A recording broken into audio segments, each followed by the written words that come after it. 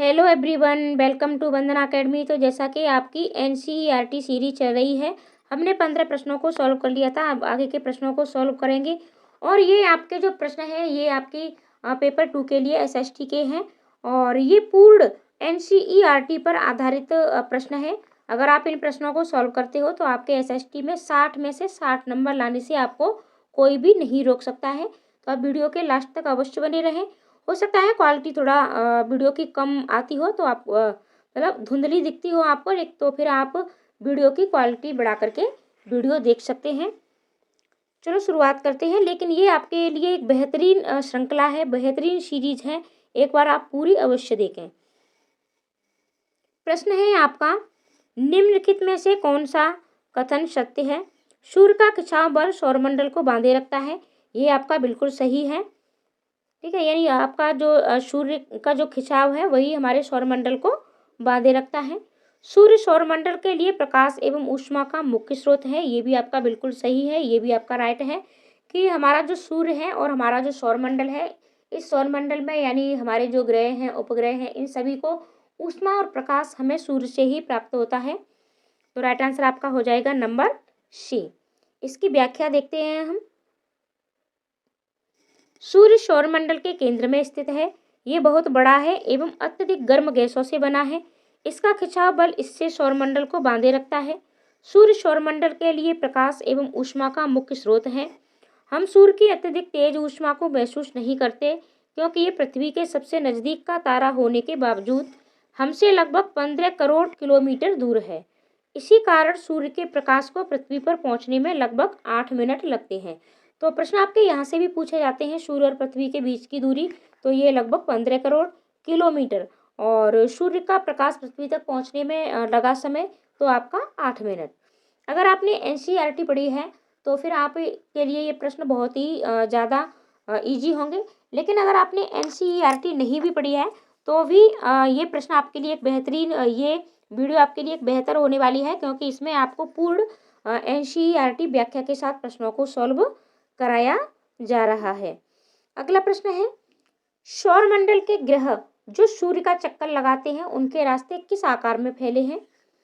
ठीक है, वृत्ताकार, दीर्घ वृत्ताकार, लघु वृत्ताकार या इनमें से कोई नहीं। तो राइट आंसर है आपका नंबर बी, दीर्घ वृत्ताकार। सौरमंडल के सभी 8 ग्रह एक निश्चित पथ पर सूर्य का चक्कर लगाते हैं, यानी जो सूर्य का चक्कर लगाने का उनका भी एक निश्चित पथ है। ऐसा नहीं है कि पृथ्वी कहीं से भी लगा रही है। ठीक है, तो एक निश्चित पथ है। ये रास्ते दीर्घ वृत्ताकार रूप में फैले हुए हैं। ये कक्षा कहलाते हैं, यानी इनका एक अपना अपना पथ है। ये नहीं है कि आज पृथ्वी ने इस रास्ते से चक्कर लगा दिया, कल इस वाले रास्ते से लगा दिया। इनका अपना अपना सबका एक पथ है। अगला प्रश्न है, किस ग्रह को पृथ्वी का जुड़वा ग्रह कहते हैं? अब पृथ्वी का जुड़वा ग्रह के बारे में पूछा गया है। ये बुध है, शुक्र है, मंगल है या शनि है? तो राइट आंसर है आपका शुक्र।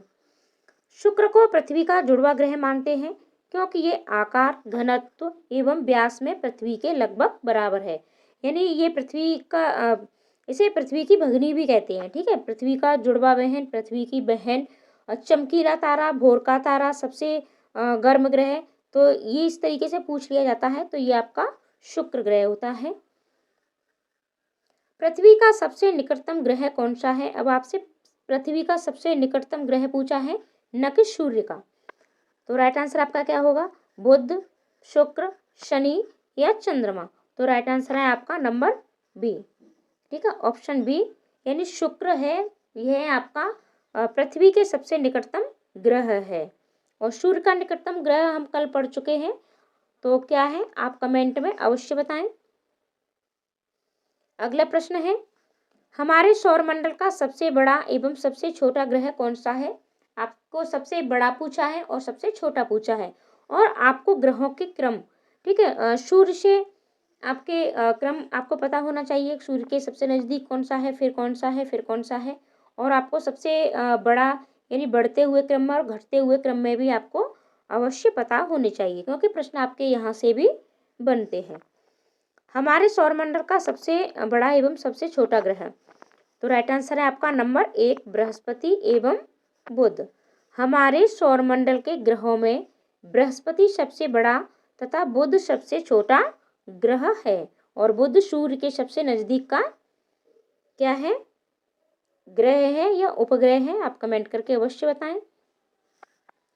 कौन से वे दो ग्रह हैं जिनका सौरमंडल के अन्य ग्रहों की तुलना में परिक्रमण विपरीत दिशा में है? बुध और शुक्र, शुक्र और शनि, शुक्र और यूरेनस, बृहस्पति और यूरेनस। आज हम ये पूरे 30 प्रश्न सॉल्व करेंगे ज्योग्राफी से, और कल की सीरीज हमारी हिस्ट्री की होगी। ठीक है, कल हम हिस्ट्री के प्रश्नों को सॉल्व करेंगे और पूर्ण एनसीईआरटी पर ही इसी तरीके से आपको प्रश्न मिलेंगे। तो राइट आंसर होगा आपका नंबर सी, शुक्र और अरुण यानी यूरेनस। शुक्र और यूरेनस की परिक्रमण की दिशा अन्य ग्रहों से विपरीत होती है। शुक्र और यूरेनस घड़ी की सुई की दिशा में घूमते हैं, जबकि अन्य ग्रह घड़ी की सुई के विपरीत दिशा में घूमते हैं। हमारी घड़ी किस तरीके से घूमती है? इस तरीके से घूमती है। ठीक है, यानी इस तरीके से घूमती है, इस तरीके से। ठीक है, और ये जो हमारे दो ग्रह हैं तो ये क्या करते हैं, इसी तरीके से यानी घड़ी की सुई की दिशा में घूमते हैं, लेकिन बाकी के हमारे ग्रह हैं वो घड़ी के विपरीत दिशा में इस तरीके से घूमते हैं। अगला प्रश्न देखते हैं हम। निम्नलिखित कथनों पर विचार कीजिए। बृहस्पति, शनि तथा यूरेनस के चारों ओर छल्ले हैं। क्या ये आपका राइट आंसर है? ये आपका बिल्कुल सही है। ये छल्ले विभिन्न पदार्थों के असंख्य छोटे छोटे पिंडों से बनी पट्टियां हैं। ये भी आपका सही है। तो राइट आंसर आपका हो जाएगा नंबर सी। उपर्युक्त दोनों कथन सत्य हैं। पृथ्वी से इन छल्लों को शक्तिशाली दूरबीन की सहायता से देखा जा सकता है, अर्थात हम इन्हें नंगी आंखों से नहीं देख सकते। अगला प्रश्न है आपका, हमारे सौरमंडल में किन ग्रहों के पास एक भी चंद्रमा यानी प्राकृतिक उपग्रह नहीं है?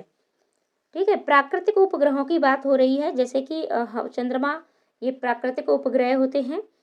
बुध है, शनि, शुक्र और यूरेनस, यानी ऐसे आपको कौन से ग्रह हैं जिनके पास कोई भी उपग्रह नहीं है और ये प्राकृतिक उपग्रह की बात हो रही है? तो राइट आंसर है आपका नंबर डी, यानी 1 और 3, यानी बुध और आपका शुक्र, इन दोनों ग्रहों के पास अपना कोई भी उपग्रह नहीं है। पृथ्वी का उपग्रह है और वो एक है जिसे हम चंद्रमा के नाम से जानते हैं।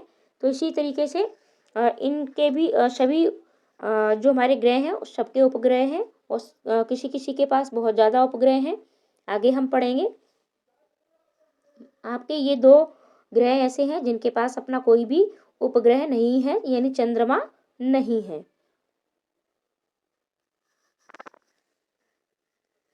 नीचे दिए गए ग्रहों में सबसे अधिक चंद्रमा यानी सबसे अधिक प्राकृतिक उपग्रह किसके पास हैं? शनि, बृहस्पति, मंगल या यूरेनस? तो राइट आंसर है आपका नंबर बी। राइट आंसर आपका हो जाएगा नंबर बी, बृहस्पति। बृहस्पति सबसे ज्यादा उपग्रह रखने वाला ग्रह है। व्याख्या देखते हैं हम। शनि के चंद्रमा की संख्या 62 यानी 62 है। बृहस्पति के चंद्रमा की संख्या 69, मंगल के चंद्रमा की संख्या 2, यूरेनस के चंद्रमा की संख्या 27 और पृथ्वी का आपको पता ही है कितनी है, 1 है। तो सबसे ज़्यादा आपके किसके पास है? तो सबसे ज़्यादा है आपके बृहस्पति के पास। अगला प्रश्न है, निम्नलिखित में से कौन सा कथन सत्य है? उपग्रह अपने ग्रहों की परिक्रमा करते हैं, साथ ही साथ सूर्य की भी परिक्रमा करते हैं, और ये आपका बिल्कुल सही है, क्योंकि जैसे पृथ्वी का उपग्रह चंद्रमा है और ये पृथ्वी की परिक्रमा करता है, साथ ही साथ सूर्य की भी परिक्रमा करता है। पृथ्वी के उपग्रह चंद्रमा का व्यास पृथ्वी के व्यास से आधा है, ये आधा नहीं है, ये कितना है? 1/4 है। तो राइट आंसर आपका क्या होगा? राइट आंसर आपका हो जाएगा नंबर 1, यानी केवल 1। व्याख्या देखते हैं।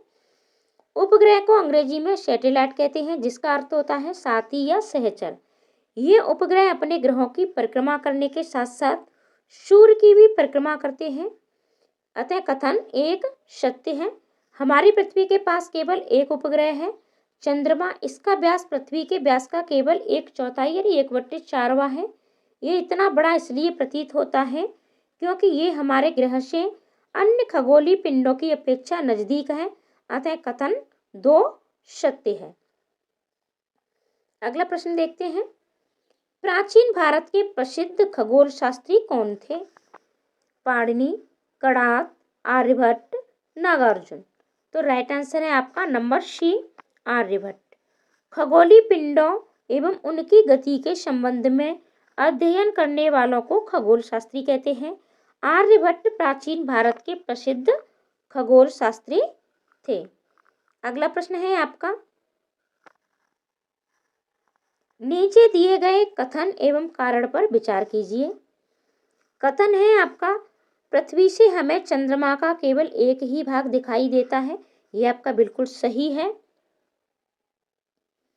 चंद्रमा के द्वारा पृथ्वी का एक चक्कर पूरा करने में लगने वाला समय अपने अक्ष पर एक चक्कर पूरा करने में लगने वाले समय से अधिक है, और ये आपका गलत है। तो राइट आंसर आपका क्या होगा? राइट आंसर आपका हो जाएगा नंबर सी, यानी आपका ये सही है लेकिन आर गलत है। व्याख्या देखते हैं हम। चंद्रमा पृथ्वी का एक चक्कर लगभग 27 दिनों में पूरा करता है। लगभग इतने ही समय में ये अपने अक्ष पर एक चक्कर भी पूरा करता है। अतः चंद्रमा के द्वारा पृथ्वी का एक चक्कर पूरा करने में लगने वाला समय अपने अक्ष पर एक चक्कर पूरा करने में लगने वाले समय के बराबर ही होता है। इसके परिणाम स्वरूप पृथ्वी से हमें चंद्रमा का केवल एक ही भाग दिखाई देता है। अब बात हम दूसरे पॉइंट की करते हैं। नील आर्मस्ट्रॉन्ग पहले व्यक्ति थे जिन्होंने 20 जुलाई 1969 को सबसे पहले चंद्रमा की सतह पर कदम रखा। स्रोत नासा की आधिकारिक वेबसाइट के अनुसार, जबकि एनसीईआरटी कक्षा 6 की पाठ्यपुस्तक के अनुसार 21 जुलाई 1969। ठीक है, तो आप ये देख सकते हो, यानी आपका नासा मानता है 20 जुलाई और एनसीईआरटी आपकी मानती है 21 जुलाई। तो आपको 21 जुलाई के साथ ही जाना है। अगला प्रश्न देखते हैं। नीचे दिए गए कथनों पर विचार कीजिए। सूर्य के चारों ओर चक्कर लगाने वाले पत्थरों के छोटे छोटे टुकड़ों को उल्का पिंड कहते हैं। तो ये भी आपका सही है।